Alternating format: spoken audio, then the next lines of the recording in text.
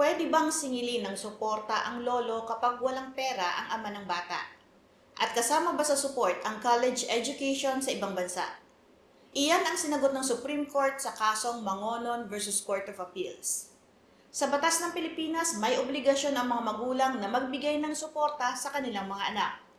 Ngunit paano kung walang kakayahan ang mga magulang na magbigay ng sapat na suporta?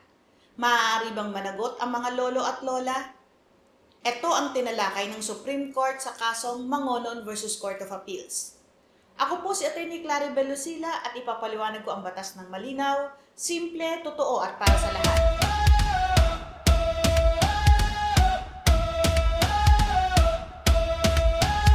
Taong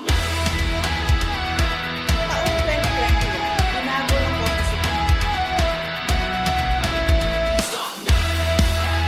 Ang petitioner ay si Maria Belen Mangonon na kumilos para sa kanyang dalawang anak na sina Rica at Rina Delgado.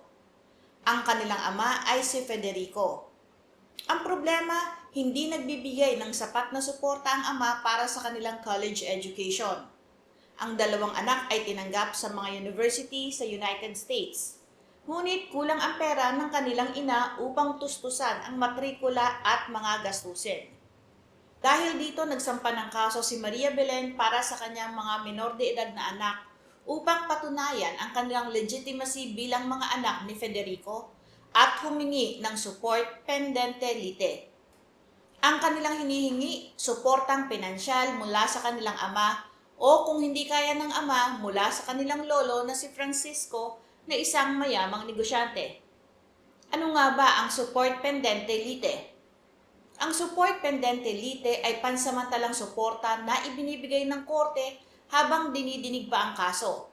Hindi pa kailangan ng kumpletong ebidensya. Sapat na ang prima facie proof upang makita kung may karapatan ang humihingi ng suporta. Layunin nito na maiwasan ang paghihirap ng taong nangangailangan ng suporta habang tumatakbo ang kaso. Sa kasong ito, napag-alaman ng Supreme Court na walang sapat na kakayahan ng ama upang magbigay ng suporta.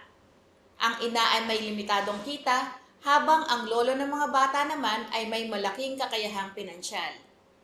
Ayon sa Article 199 ng Family Code, kapag maraming taong obligadong magbigay ng suporta, may order of liability. Ang asawa, mga anak o descendants, mga magulang o ascendants, at mga kapatid. Sa kasong ito, dahil limitado ang kakayahang pinansyal ng mga magulang, ang obligasyon ay maaaring lumipat sa lolo bilang ascendant. Ang ilan sa mga importanteng prinsipyo sa desisyon ng Supreme Court, pwedeng managot ang lolo sa suporta. Kapag hindi kayang magbigay ng suporta ng mga magulang, maaaring managot ang mga lolo at lola. Kasama sa support ang education.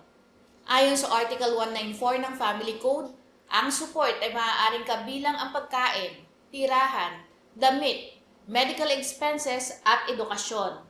Kasama dito ang college education, depende sa kakayahan ng nagbibigay ng suporta. Dapat proportionate ang suporta. Ang halaga ng suporta ay dapat ayon sa pangangailangan ng tumatanggap at kakayahan ng nagbibigay. Dahil may malaking negosyo at ari-arian ng lolo, sinabi ng Supreme Court na maaari siyang magbigay ng suporta para sa edukasyon ng kanyang mga apo. Sa final ruling ng Supreme Court, pinagpasyahan nito na ang lolo ang maaaring managot sa support pendente lite para sa kanyang mga apo habang dinidinig ang kaso. Ang halaga ng suporta ay dapat tukuyin ng trial court base sa pangangailangan ng mga apo at kakayahan ng lolo na magbigay. Ang kasong ito ay nagpapakita ng mahalagang prinsipyo sa family law. Ang obligasyon sa suporta ay hindi lamang sa mga magulang.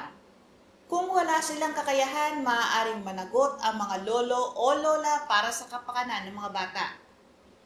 Kung may natutunan kayo sa video na ito tungkol sa support sa ilalim ng Family Code, mag-like, share at subscribe para sa mas marami pang legal knowledge na madaling maintindihan. Patuloy po kayong manood, magtanong at matuto ng tungkol sa batas. Magandang araw po, ako si Atty. Claribel Lucila.